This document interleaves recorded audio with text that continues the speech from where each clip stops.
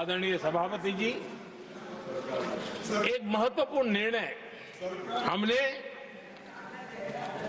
शिक्षा नीति में बदलाव लाया है। मातृभाषा में पढ़ाई और मातृभाषा में परीक्षा, इस पर हमने बल दिया है। देश आजाद हुआ, लेकिन ये कुछ गुलामी की मानसिकता कहीं कहीं जकड़ के रखा था ना, उसमें ये हमारी भाषा भी थी। हमारी मातृभाषा के साथ घोर अन्याय हुआ और गरीब का बच्चा, दलित का बच्चा, आदिवासी का बच्चा, वंचित का बच्चा वो इसलिए रुक जाए ताकि उसको लैंग्वेज नहीं आती है। ये उसके साथ घोर अन्याय था। और सबका साथ सबका विकास का मंत्र मुझे चैन से सोने नहीं देता था। और इसमें मैंने कहा कि देश में मातृभाषा में शिक्षा, मातृभाषा में डॉक्टर बने, मातृभाषा में इंजीनियर बने। जिनको अंग्रेजी भाषा पढ़ने नसीब नहीं हुई, उनके सामर्थ्य को हम रोक नहीं सकते। हमने बहुत बड़ा बदलाव किया है और उसके कारण आज गरीब माँ का, विधवा माँ का भी बच्चा आज डॉक्टर इंजीनियर के सपने देखने लगा। आदिवासी युवाओं के लिए एकलव्य मॉडल स्कूलों का हमने विस्तार किया है।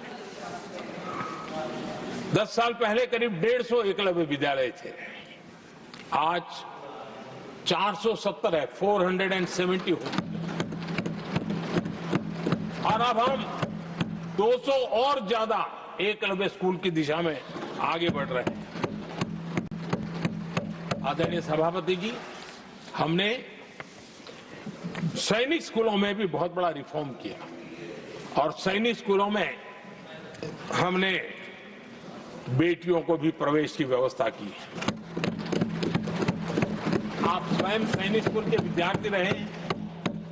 पहले बेटियों के लिए उसके दरवाजे बंद थे और आप भी जानते हैं कि सैनिक स्कूलों का महात्मा क्या होता है, उसका सामर्थ्य क्या होता है, जिसने आप जैसे व्यक्तियों को जन्म दिया है। अब वो अवसर मेरे देश की बेटियों को भी मिलेगा। हमने सैनिक स्कूल के दरवाजे खोल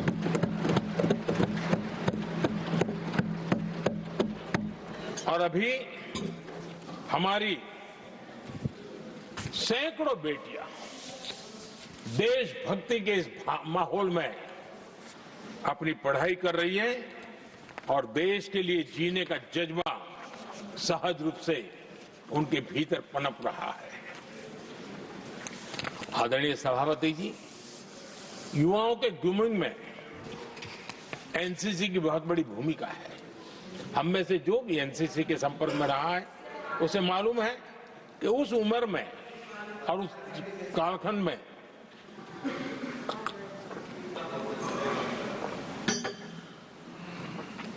एक बहुत सुनहरा अवसर होता है व्यक्ति के विकास में, सर्वांगीण विकास में। उसको एक एक्सपोजर मिलता है। बीते वर्षों में एनसीसी में अभूतपूर्व विस्तार हुआ है। हमने उसको भी जकड़ करके बैठ गए थे। 2014 तक एनसीसी में करीब 14 लाख कैडेट हुआ करते थे। आज वो संख्या 20 लाख पार कर गई।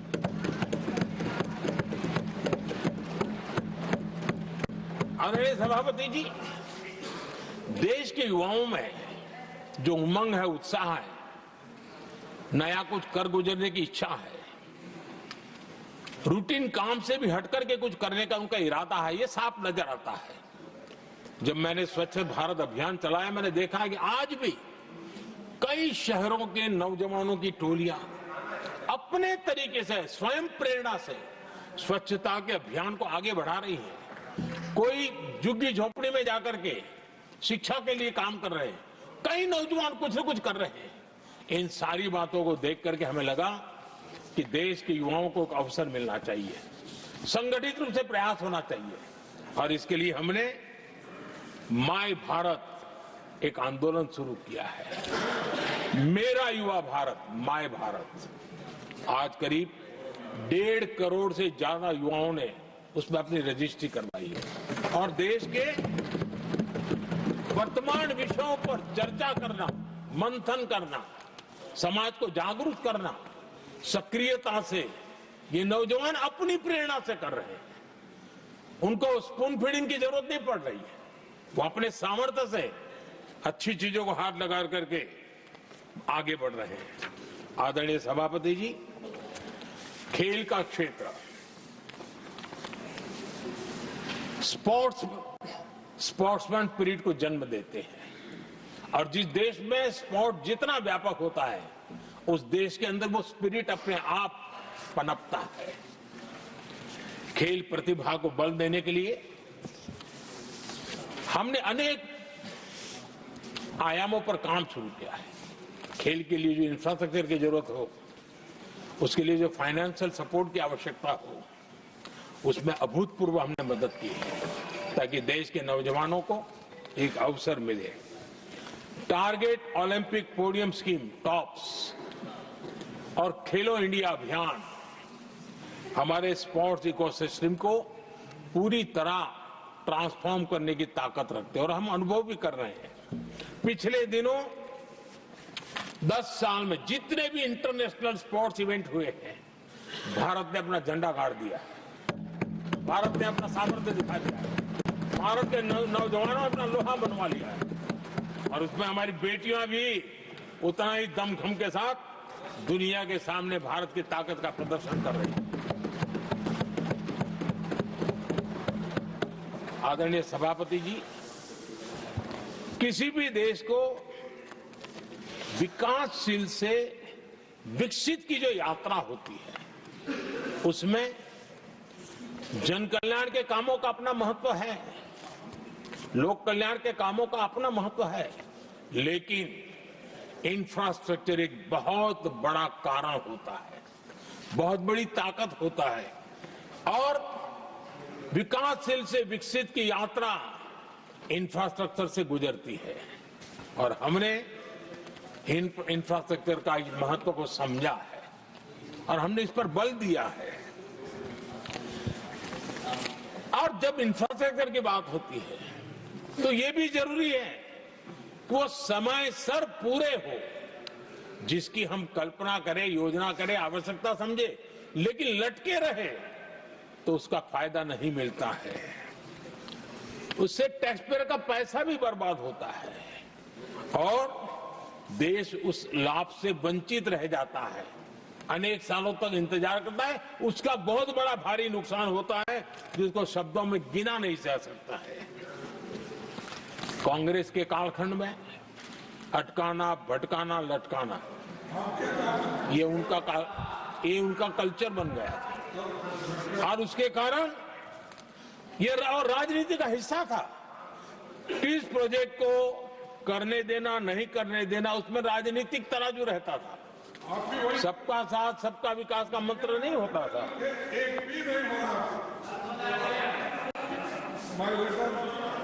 इस कांग्रेस कल्चर से मुक्ति पाने के लिए हमने एक प्रगति नाम की व्यवस्था बनाई और उस नियमित रूप से मैं स्वयं इस प्रगति प्लेटफॉर्म के माध्यम से इंफ्रास्ट्रक्चर का प्रोजेक्ट्स का डिटेल मॉनिटरिंग करता हूं। कभी ड्रोन से भी उस एरिया की वीडियोग्राफी और लाइव इंटरेक्शन करता हूं, काफी मैं उसमें इन्वॉल्व रहता हूं। करीब 19 लाख करोड़ रुपए के ऐसे जो प्रोजेक्ट अटके पड़े हुए थे किसी न किसी कारण से, राज्य और केंद्र का कोऑर्डिनेशन नहीं होगा, एक डिपार्टमेंट का दूसरे डिपार्टमेंट से कोऑर्डिनेशन नहीं होगा, फाइलों में कहीं लटका पड़ा होगा, इन सारी चीजों का रिव्यू करता हूं और ऑक्सफोर्ड यूनिवर्सिटी ने उस पर अध्ययन किया इस प्रगति के हमारे इनिशिएटिव पर और बहुत बड़ा उसने अच्छा रिपोर्ट दिया है और उसमें उसने एक बहुत बड़ा सुझाव दिया है। उसने कहा प्रगति के इनिशिएटिव के बारे में कहा है, उन्होंने कहा प्रगति के अनुभवों से सीखते हुए अन्य विकासशील देशों के पास भी इंफ्रास्ट्रक्चर के विकास में क्रांति लाने का एक मूल्यवान अवसर है। ये प्रगति को सभी डेवलपिंग कंट्रीज के लिए उन्होंने ये सुझाव दिया। पहले काम कैसे होते थे, मैं तथ्यों के साथ कोई उदाहरण देना चाहता हूं ताकि पता चले कि कैसे देश को नुकसान किया गया है मैं ये नहीं कह रहा हूं हर कुछ एक ही व्यक्ति ने जानबूझ के किया होगा, लेकिन कल्चर डेवलप हो गया और उसका परिणाम हुआ।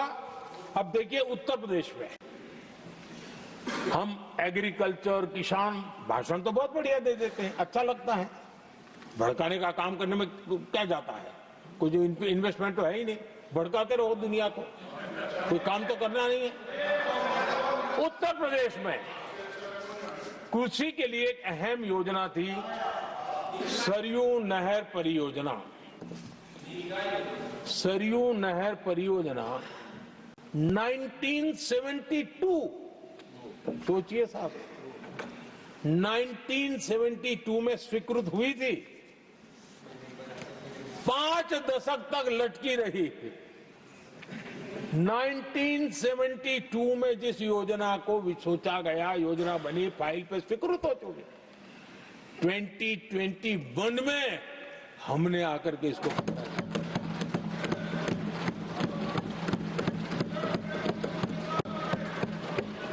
आदरणीय सभापति जी,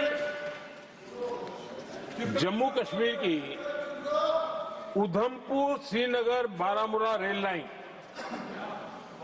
Udhampur Srinagar Baramulla rail line in 1994 में स्वीकृत हुई थी। 1994 में ये रेल लाइन भी वर्षों तक लटकी रही। 3 दशक बाद आखिरकार हमने 2025 में इसे पूरा किया।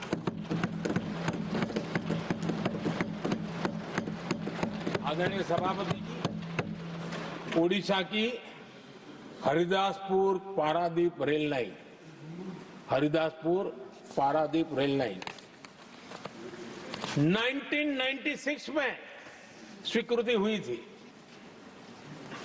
ये भी वर्षों तक अटकी रही और ये भी 2019 में हमारे कार्यकाल में पूरी हुई। आदरणीय सभापति जी, असम का बोगीबिल ब्रिज 1998 में स्वीकृत हुआ था, ये भी हमारी सरकार ने 2018 में पूरा किया। और मैं ऐसे आपको सैकड़ों उदाहरण दे सकता हूं। अटकाना, लटकाना, भटकाना, ये कल्चर कितने देश को बर्बाद किया है, सैकड़ों उदाहरण दे सकता हूं। आप कल्पना कर सकते हैं, कांग्रेस ने अपने कार्यकाल में देश के लिए, देश जिसके लिए हकदार था, जो होने की संभावनाएं भी थी, इस प्रगति का न करते हुए कितनी बर्बादी की है, इसका आप अंदाज लगा सकते हैं। इंफ्रास्ट्रक्चर प्रोजेक्ट्स में सही प्लानिंग और समय सही एजुकेशन, इसके लिए पीएम गति शक्ति नेशनल मास्टर प्लान बनाया है। पीएम गति शक्ति में जो लोग डिजिटल वर्ल्ड में इंटरेस्टेड हैं, उनके लिए जरूरी है समझना, और मैं तो चाहूंगा इसको राज्यों ने भी उपयोग करना चाहिए।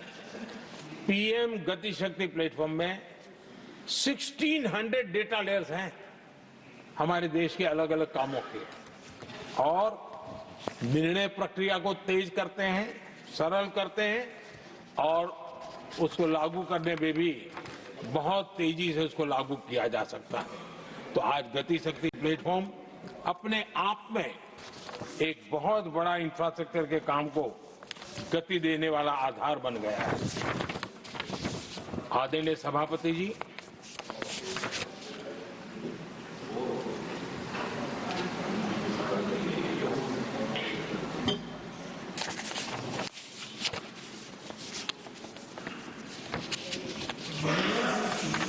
आज के नौजवानों को ये जानना बहुत जरूरी है कि उनके माँ बाप को मुसीबतों से जिंदगी क्यों गुजारनी पड़ी, देश की ऐसी हालत क्यों हुई, उनको जानना बहुत जरूरी है। अगर बीते दशक में डिजिटल इंडिया के लिए हम प्रोएक्टिव न होते, हम कदम न उठाते, तो आज जैसी सुविधाएं लेने में हमें कई साल इंतजार करना पड़ता है। ये हमारे प्रोएक्टिव डिसीजन और प्रोएक्टिव एक्शन का परिणाम है कि आज हम समय के साथ या कहीं कहीं समय से आगे चल रहे हैं। आज देश में 5G टेक्नोलॉजी दुनिया में सबसे तेज गति से व्याप्त हमारे देश में